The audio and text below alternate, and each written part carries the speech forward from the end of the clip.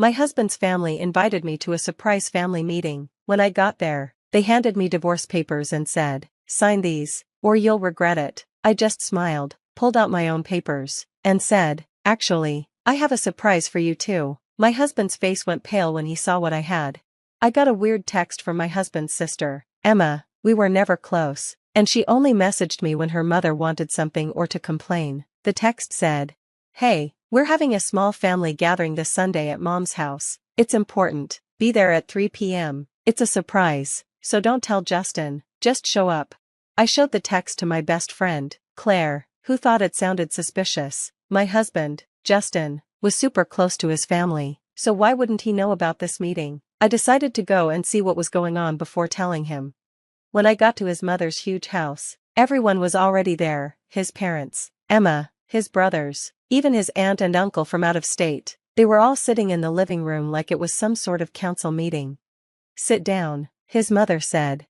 I stayed standing. "What's going on?" Justin's dad, Robert, pushed a folder toward me. "We need you to sign these. It's for the best." I looked down and saw they were divorce papers. I laughed. "You've got to be kidding me."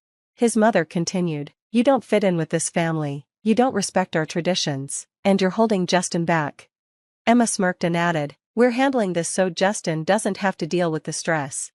They really thought they could force me to divorce Justin just because they wanted me out of the picture. I asked where Justin was. "He's not here," his father said. "He doesn't know about this. We're trying to save him from the stress." "So, you're ambushing me with divorce papers behind his back and expect me to just sign them?" I said, shocked by their arrogance. His mother just smiled. "It's for the best." That's when I pulled out my own folder and tossed it on the table. "Actually, I have a surprise for you too." Robert snatched the papers and his face turned red as he flipped through them. His hands shook. What is this?" "Proof," I said. Emma looked over his shoulder, her eyes going wide. "How did you get this?" "I've known for a while. I was just waiting for the right moment," I replied calmly.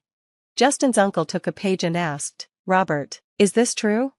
Robert said nothing, but his silence spoke volumes. His mother looked horrified. Then Justin walked in, confused. "Hey, Mom said there was some kind of..." He stopped when he saw the mess of papers on the table. "What's going on?" His mother tried to brush it off. "Justin, sweetheart, sit down, we can explain." I spoke up before they could twist the story. "Your family tried to force me to sign divorce papers behind your back, but they didn't expect me to have my own paperwork." Justin looked at me, confused. "What do you mean?" I pointed at my folder. "That's proof of everything I found. Bank records, emails, hidden transactions. You should take a look." He did. As he read through the documents, his face went pale. "Dad, what the hell is this?" Still, no answer. "Mom, tell me this isn't real," Justin said, his voice breaking. His mother couldn't even look at him. "It's real, Justin," I said. "Your dad has been taking money from your accounts for years. Failed business deals, bad investments, paying off Emma's debts. Every time they ran out of money, they took it from you." Justin looked like someone had punched him. He flipped through the papers faster now, his breathing shaky. This can't be real."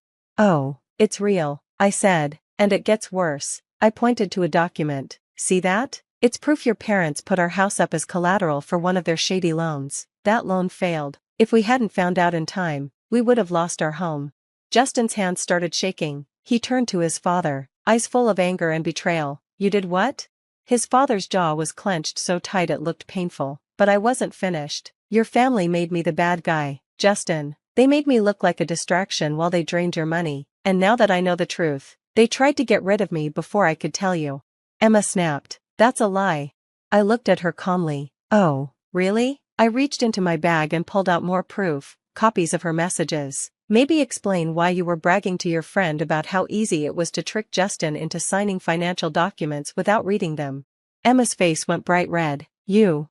I cut her off. "I have screenshots, your messages, your bank transfers, everything." I looked back at Justin. "Your family isn't just selfish, they're criminals."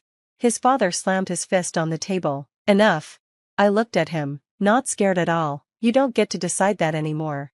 Justin was breathing hard, looking at his parents like they were strangers. His mother finally spoke, her voice shaking. "Justin, honey, Everything we did was to help you. We were only trying to protect you. Justin's voice was sharp and broken. Just stop. His mother flinched, fear showing in her eyes. For once, they realized Justin wasn't their puppet anymore. He looked at the divorce papers they tried to force me to sign, then at mine, the ones I'd brought to end their control over him. His voice was quiet but firm. What do we do next? I smiled. First, I said, sliding a pen across the table, sign my papers. Justin stared at the pen. His hands were still shaking, but his angry, hurt eyes stayed on his parents. His mother looked pale, lips pressed tight. His father looked like he was about to explode. Emma was fuming. I could feel it. If Justin signed those papers, everything his family built, their control over him, their access to his money, all of it would fall apart. Before Justin could grab the pen, his father jumped up, his chair screeching on the floor. No, Robert yelled, his voice low and threatening. You are not signing that. Justin flinched, but I didn't. Oh, he's signing it, I said, and after that, we're pressing charges, fraud, identity theft, stealing money, you name it. A forensic accountant will have a blast with this. Robert's face went red, his fists clenched. You think you can walk into my house and threaten me? I smirked. Not a threat, just a fact. His mother's voice shook, but she tried to sound calm. Justin Hugh, please, she begged, think about your family. Everything we did was to help you. Justin looked at her, his voice broken but firm. You stole from me, you lied, you almost made me lose my home. She reached for his hand, but he pulled away like her touch hurt. Please, sweetheart, she whispered, we love you. I laughed. Funny way of showing it. I turned to Emma, who was being unusually quiet. No smart comments. Emma, no insults? Or are you too busy realizing how screwed you are? Emma's mouth opened and closed like a fish. She looked at her parents, then back at me, then she snapped. You want the truth? She spat, stepping toward me. I raised an eyebrow. Go ahead, I love the truth. Emma sneered. Fine, you were never part of this family. We only tolerated you. The only reason my parents didn't kick you out sooner was because Justin was too stupid to see through you. Justin's fists clenched. Emma. But she kept going. You're nothing without Justin, she said bitterly. What will you do when this is over? Justin's success came from us. His connections? Ours. His opportunities? Ours. Take him away, and you'll see how fast your life falls apart. I tilted my head. Is that so? Emma crossed her arms, smirking. Yeah, go ahead, leave, divorce him, take your little revenge, but in the end, we win. I chuckled. Then, without breaking eye contact, I pulled out another folder. Her smirk disappeared. What's that? I grinned. Oh, Emma, I said, tapping the folder on my hand. Did you really think I wouldn't dig deep before coming here? I tossed the folder onto the table, right next to the divorce papers. Let's talk about embezzlement. Emma froze. Her father's head snapped toward her so fast it was like he'd been slapped. What? I nodded at the folder. Turns out little Miss Perfect has been stealing money from her own family's accounts for years. Emma's face went pale. That's a lie. I opened the folder and showed the evidence. Bank records, fake invoices, payments to herself disguised as business expenses. And the best part, I said, sliding a specific page to Justin. Recognize this name? Justin read it, eyes going wide. This is Derek. Emma's eyes went wild. Shut up. Justin looked at her, hurt and angry. The Derek you said was just a friend? The guy you swore you never had anything with? Silence. Wow, I said, shaking my head. Not only did you steal from your own family, but you were funneling money to your side piece. Emma lunged at me, but Robert grabbed her arm. Is this true? His voice was low and dangerous.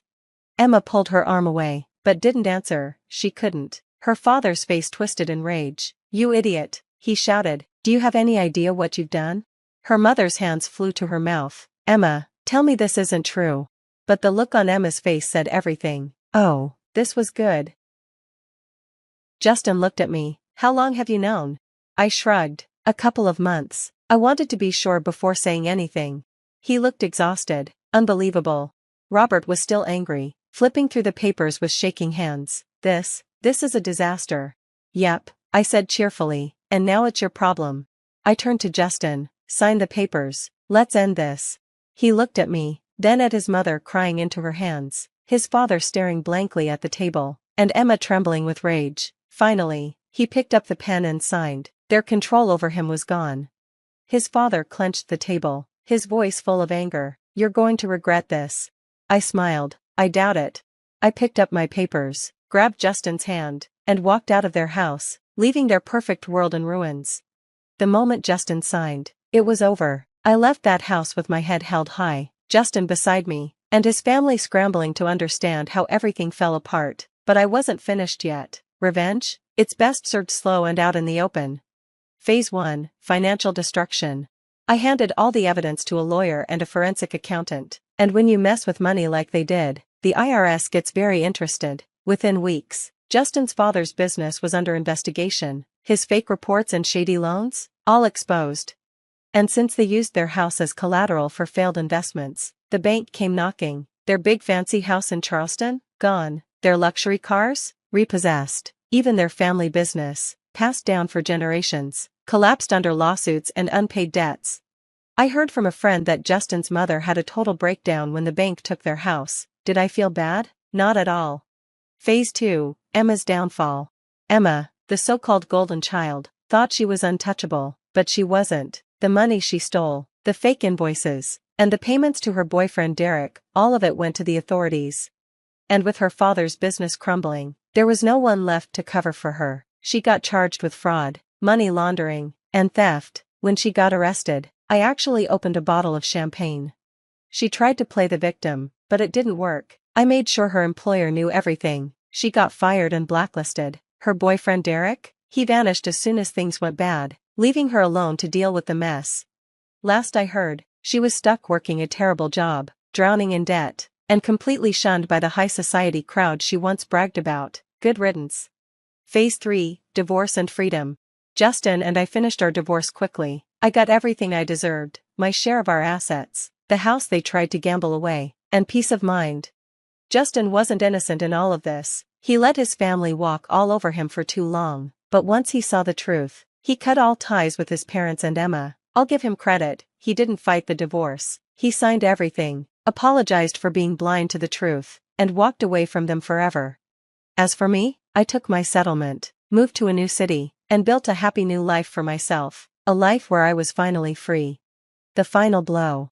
The last thing I did was make sure everyone in their social circle knew the truth. The rich families they used to impress, the business contacts, the so-called friends, they all saw what really happened.